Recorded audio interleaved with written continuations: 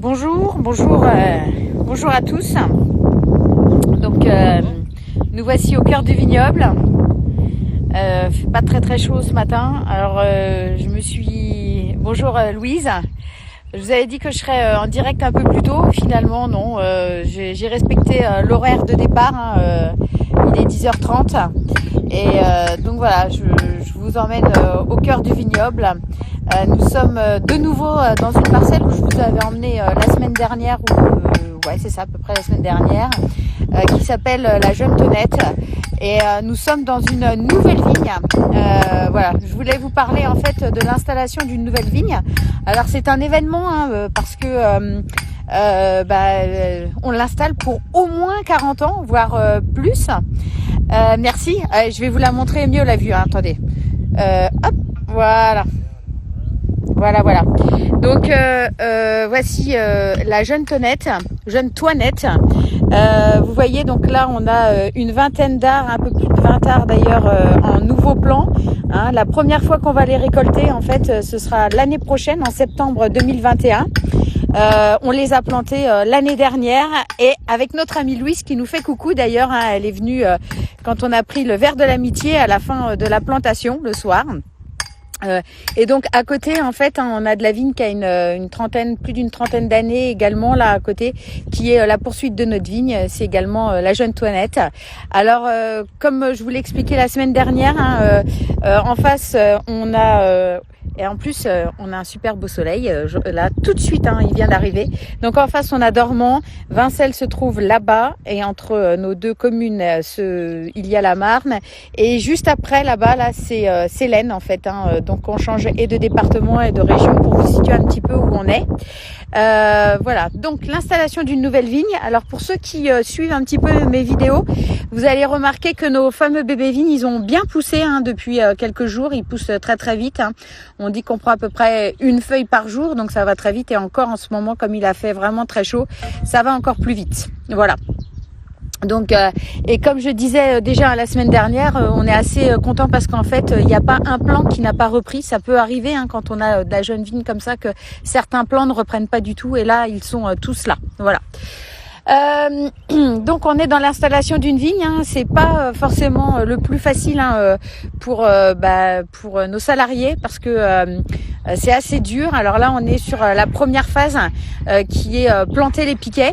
Alors en fait installer une vigne, l'idée c'est vraiment donc on l'installe pour 40 ans, on plante les piquets et ensuite on va mettre les fils qui vont nous permettre de faire tous les travaux de l'année en fait et de permettre à la vigne de bien pousser droite et de bien pousser correctement. Vous voyez d'ailleurs que les piquets, ils ont plusieurs petits rencrans en fait, ce qui va nous permettre de mettre les fils, notamment les fils palisseurs. On va les relever un petit peu tout au long de l'été. Donc c'est pour ça qu'ils ont plusieurs rencrans, c'est parce qu'on va relever nos fils une fois qu'ils seront posés au fur et à mesure de la pousse. Voilà. Donc c'est beaucoup de travail parce que figurez-vous en fait que là dans cette vigne en particulier, parce qu'on arrive à la fin, si vous voyez bien en fait quasiment tous les piquets là ont été posés. Alors on n'en met pas à chaque plan, on en met on laisse un intervalle entre plusieurs plants de vigne en fait. Et vous voyez Francky et Rémi sont presque au bout du plantage de piquets. Et dans cette parcelle, on a planté quelques 450 piquets en fait. Donc autant vous dire que c'est un gros travail. Ils ont commencé hier matin. Et vous le voyez, il faut quand même que les piquets soient droits. Alors vous pourrez peut-être penser que Solène fait pas grand-chose, mais en fait elle a un travail qui est pas évident non plus, puisqu'elle permet de vérifier que tout est bien droit et que voilà, il y a pas de dépassement ni quoi que ce soit quoi. Voilà. Donc ils en sont presque au bout des 450 piquets et vous allez voir que c'est pas facile. Hop, je monte. C'est quoi toi ton travail Solène ? En fait je me mets un peu plus bas par rapport à eux et je les guide par rapport à quand ils mettent le piquet. Là admettons on va voir l'exemple avec Rémi. Voilà. Donc je vais plus bas et je le guide en fait de à gauche à droite.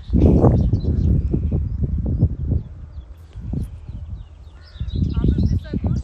Donc en fait, on est bien d'accord, t'as pas fait la fête hier et t'as bien les yeux en face des trous, quoi. Exact. Il faut les avoir. Ouais.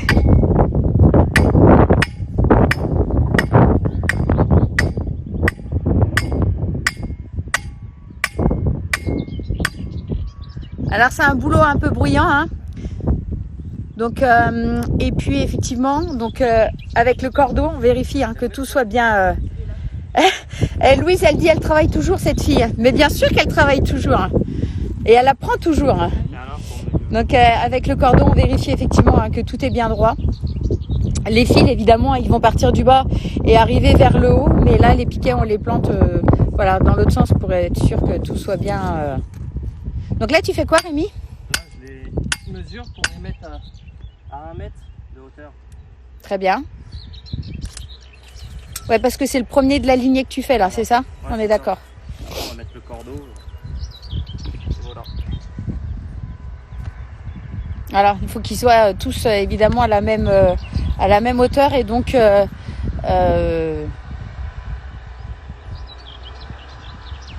tous rentrer à la même profondeur, quoi. Ah, c'est un boulot un petit peu bruyant, mais c'est surtout un boulot très physique. C'est pour ça que je peux pas le faire, malheureusement. Bah oui. Donc je tape 2 piquets, mais je pourrais pas faire 2 jours en tapant des piquets, c'est pas possible. Voilà. Alors je finirais très très mal. Avec de nombreuses douleurs musculaires. C'est ça. Donc en fait, les garçons, faut savoir qu'ils en bavent un peu, hein, faut le savoir. ouais. Ça se voit pas hein, pourtant, hein, regarde. On est surhomme, mais Ouais. Ils ont l'air super en forme, moi je trouve. En fait, ils ont pas besoin de musculation, on est bien d'accord. C'est ça. Voilà. Donc là, ils sont en train de placer le cordeau pour être sûr vraiment que les piquets soient bien alignés. Et puis en même temps qu'il n'y en ait pas un qui dépasse plus que l'autre, évidemment, sinon ça perturberait hein, le travail de relevage des fils de l'été.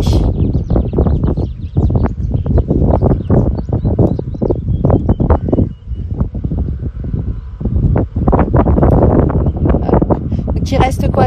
C'est la dernière là, la dernière ligne en fait. Ah oui, exact, d'accord, ok. Alors, donc voilà, hop, après ils plantent chacun un piquet. Donc 450, ça veut dire qu'ils en ont fait à peu près chacun 225. Voilà. Et à une dizaine de coups de massette, vingtaine de coups de massette, ça veut dire que si on fait un rapide calcul, ils ont mis chacun plus de 4000 coups de massette. Donc voilà. Dans notre métier, finalement, hein, pas besoin de musculation. La musculation, elle est toute la journée. En même temps, c'est un travail qu'on fait pas tous les ans. Hein, ça dépend vraiment. C'est juste l'installation d'une vigne. Chez nous, comme vous le voyez, hein, tout est à la main, tout est artisanal.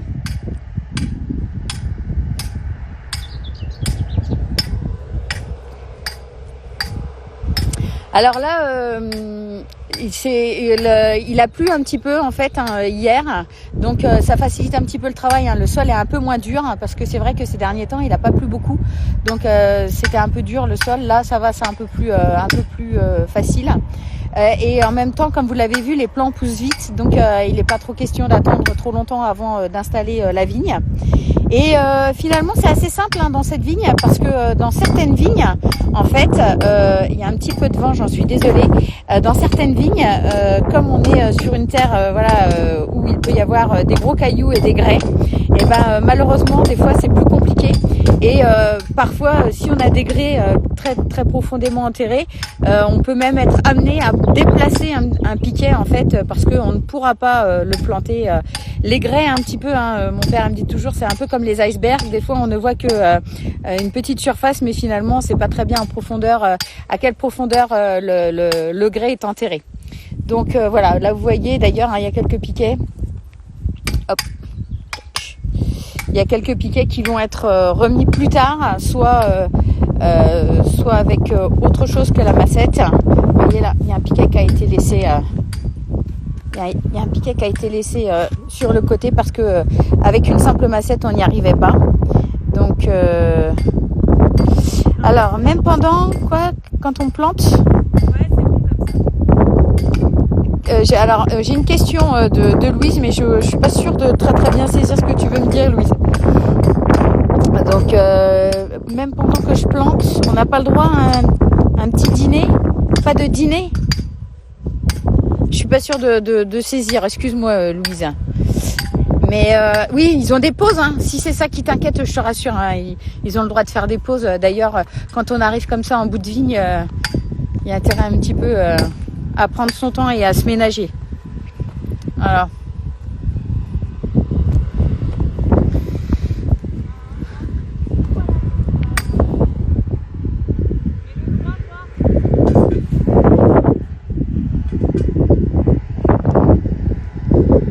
Donc là, juste derrière, vous en avez à peu près pour combien de temps encore, tu penses, Rémi?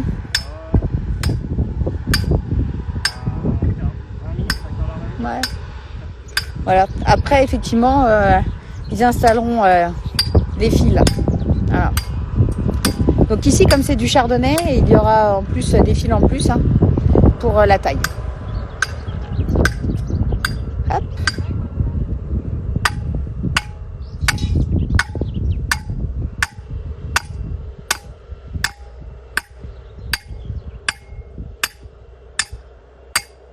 Voilà. Ah oui, un peu d'eau? Non, je leur donne du champagne, Louise. Attends, pour avoir autant de force, faut boire du champagne, pas que de l'eau, sinon on n'y arrive pas, quoi. Louise s'inquiète, en fait. Pas trop quand même, hein, parce qu'après les piquets. Ah ouais, c'est vrai, t'as raison. Après, les piquets sont plantés de travers, c'est embêtant. C'est quoi le plus dur, finalement? C'est physique, là, pour toi? Ouais, un peu physique, quand même. Ouais. Mais bon, ça va. C'est fait. Bon. Voilà. Ouais, la terre est un peu molle, hein. Tu as raison, Chantal, il a plu, en fait, hier. Donc ça ramollit un petit peu la terre, mais ça fait du bien parce que c'est vrai que c'était très très sec. Voilà. Oui, on parlait bien. Non, oui. Moi, je ne dirais pas le commentaire de Louise, mais oui, tout à fait. Voilà, donc vous voyez, les plants sont très très jolis. Est-ce qu'on peut voir quelques petites inflorescences sur les plants? Hop, on a vraiment des très jolis plants, quoi. Tout doucement. Voilà. Alors je vais vous montrer rapidement ensuite comment on va poser les fils de fer. Je vais redescendre. Hop. Bon courage les garçons. Merci. Vous envoyez le bout là, c'est bien. Ouais, c'est bon. Heureusement que vous avez Super Solène pour vous aiguiller. Alors.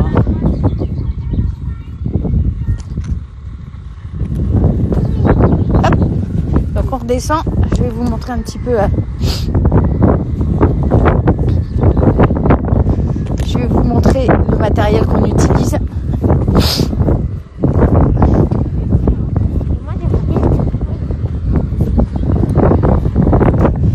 Je vous fais profiter en même temps du paysage.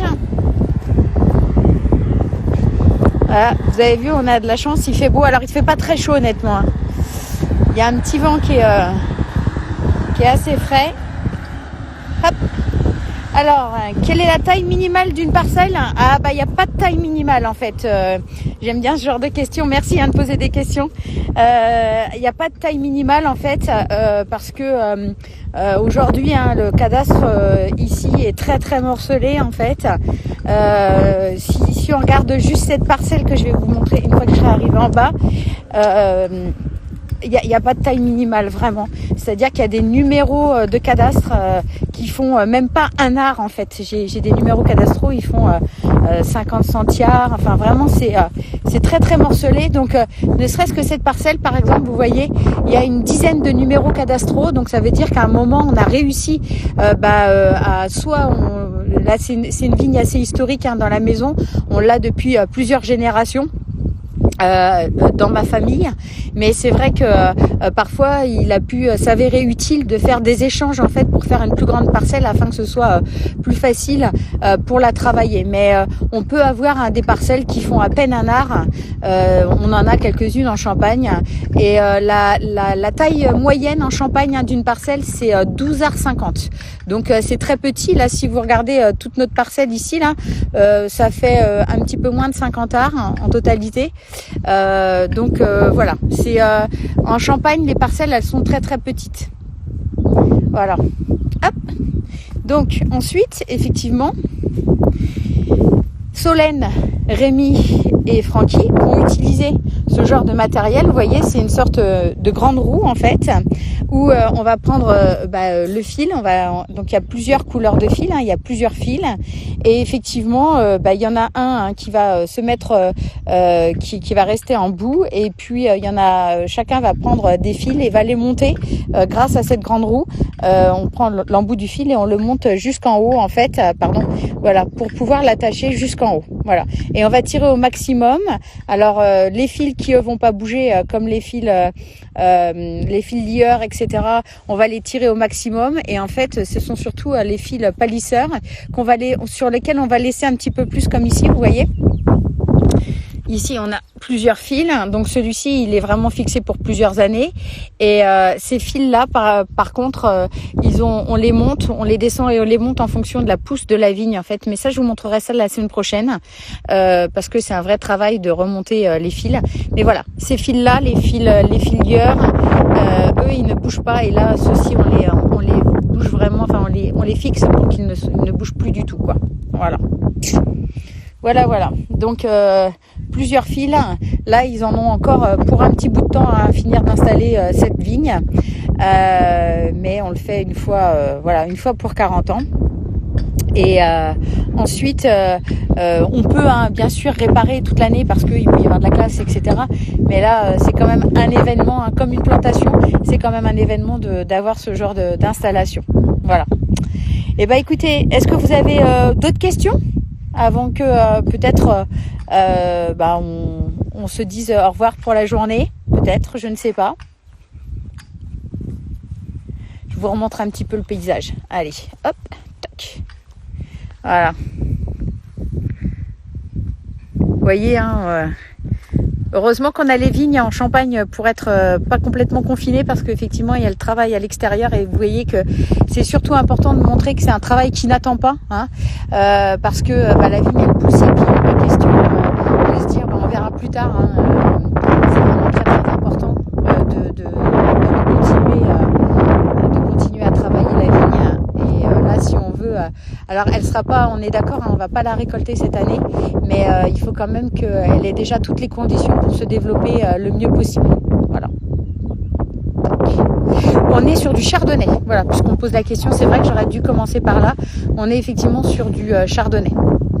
Ici, on est à flanc de coteau, et c'est une des meilleures expositions pour du chardonnay sur Vincelles, puisque dans la vallée de la Marne et notamment à Vincelles, c'est vrai que le meunier, c'est là où il se plaît le mieux comme cépage, mais ça n'empêche qu'en fonction de certaines parcelles, on va pouvoir mettre du chardonnay et du pinot noir, non seulement parce que le sol s'y prête, et puis parce qu'on a moins de risques de gelée. Voilà. La première récolte l'année prochaine, 2021. Voilà. Elle a été plantée l'année dernière. Donc il y a déjà eu, on récolte à la 3e année, donc 2019 elle n'a pas été récoltée. Alors on la soigne quand même, bien sûr. 2020 elle ne sera pas récoltée, elle sera récoltée en 2021. Voilà. Voilà, et vous voyez l'importance aussi là-bas, mais je l'avais déjà montré dans une précédente vidéo, de tous les petits arbustes un petit peu sauvages, on n'y touche pas, c'est très important. C'est là où on voit d'ailleurs beaucoup d'animaux un peu sauvages ici, parce que on essaye de travailler en accord avec la nature et de laisser des endroits où la biodiversité peut vraiment s'exprimer. Voilà. Idéal pour un blanc de blanc, tout à fait, oui. Non, et en plus, on n'a pas vraiment beaucoup de parcelles de chardonnay, donc voilà. Ici, c'est une plantation. On l'a arraché il y a bientôt 3 ans, je crois maintenant. Enfin, le temps passe vite. Voilà. Bonjour Anne-Marie. Donc voilà, c'est important aussi hein, d'avoir un peu de chardonnay dans nos assemblages et surtout d'avoir des chardonnays qui viennent de parcelles vraiment où on va avoir de la qualité. Et ici, on le sait déjà puisque c'est pas la première fois qu'on plante de la vigne en chardonnay ici. Voilà. Et je vous dis donc à côté, c'est également à nous ça nous donne vraiment des superbes vins aussi également à côté. Voilà. D'ailleurs, on peut bien voir hein, le travail du sol. Tac. Combien d'arts en chardonnay on a chez nous? Eh bien, écoutez, on a à peu près un peu plus d'1 hectare. Un peu plus d'1 hectare à l'heure actuelle. En 4 grandes parcelles à peu près. C'est des gros morceaux qu'on a en fait. Voilà. Ici, il était temps un petit peu hein, de l'arracher pour la renouveler parce qu'effectivement, elle peinait un petit peu cette vigne. Donc, à un moment, il est temps aussi un petit peu de laisser s'oxygéner les sols plusieurs mois avant de replanter de la vigne, quoi. Type de sol, non, pas de souci. On est en sol argilo-calcaire ici. Donc voilà. Et on est donc voilà à flanc de coteau, c'est exposition sud, mais quasiment tout notre vignoble à Vincelles hein, est en exposition sud. Donc voilà. Voilà. Bah écoutez, on va clôturer cette petite vidéo. Comme promis, la pente, on n'en a pas beaucoup ici hein, de la pente. Merci beaucoup, c'est super gentil pour ce petit compliment. Oui, l'idée c'était vraiment de profiter hein, du fait qu'on est toujours là, qu'on est confiné, parce que ce soit Vincent ou moi-même, on est toujours un peu par Monts et par Vaux, on est toujours en dégustation à droite à gauche, et là on s'est dit puisqu'on est là et puisque vous êtes confinés chez vous, autant qu'on vous apporte des petites explications un petit peu. Il n'y a pas de souci Anne-Marie, la prochaine fois que tu viens, je t'emmène dans mes vignes. Voilà, l'idée c'était de se dire tiens, on va vous montrer un petit peu quels sont nos travaux. Alors c'est pas toujours très diversifié, mais on est dans une période où ça l'est, donc autant en profiter. Et puis on pouvait effectivement voilà, on a commencé aussi à vous proposer aussi des dégustations de champagne, etc., de vous proposer des accords avec les mets, etc. Donc voilà, c'était l'idée, c'était de vous donner un petit coin de nature, de Champagne en plus, hein, parce qu'on pense toujours qu'en Champagne, soit il fait pas beau, alors que vous avez vu depuis plusieurs jours, on est quand même gâtés en Champagne. Et puis voilà, de vous donner aussi envie de venir nous voir dès que ce sera possible, dès qu'il y aura des confinements. En tout cas, n'oubliez pas hein, que nous, on n'est pas fermés. Donc, si vous avez des besoins, n'hésitez pas à nous contacter. Voilà, ce sera avec grand plaisir. Alors, j'ai un petit commentaire aussi. Oui, effectivement, en pinot noir, on a aussi un peu plus d'1 hectare et le reste en meunier. C'est tout à fait ça. Voilà. Et pareil, hein, vraiment, on est très très à cheval sur l'endroit où on les plante, les chardonnays et les pinots noirs, c'est-à-dire qu'on ne pourrait pas en planter partout. On ne pourrait pas, par exemple, enfin certains le font, mais en tout cas nous c'est pas notre philosophie d'aller les mettre trop en bordure de forêt où c'est quand même assez humide. Voilà, on fait très très attention à l'endroit où on les met. On a les analyses de sol hein, pour décider de l'endroit où on les met, mais honnêtement, moi, je me focalise surtout sur l'expérience aussi de nos prédécesseurs et notamment de mon papa en fait pour faire ce choix. Voilà. Eh ben écoutez, je vous souhaite une bonne fin de journée. J'espère que voilà, ça vous a plu. N'hésitez pas, je suis preneuse de toutes les suggestions. Si vous avez envie de voir autre chose, si vous avez des envies de dégustation particulières et autres, n'hésitez pas, je suis vraiment ouverte. Je fais un petit peu le programme en fonction des travaux des uns et des autres et en fonction de notre planning. N'oubliez pas demain, dégustation 17h30 avec notre ami Erwan en direct de Copenhague où on va parler champagne et cocktail. Donc on a hâte d'aller sur ce thème un peu polémique. Et puis vendredi, donc on sera avec Anne-Marie qui est à l'heure actuelle en ligne. Et c'est Anne-Marie qui va prendre la parole et qui va proposer une dégustation de notre cuvée provocante avec toute son expertise d'œnologue. Donc ce sera encore une fois une expérience différente et qu'on a hâte de vous faire partager. Voilà, je vous souhaite une bonne journée et comme je dis toujours, take care and drink champagne et on reste à votre disposition. Profitez bien, restez chez vous et faites attention à vous. À très bientôt. Au revoir.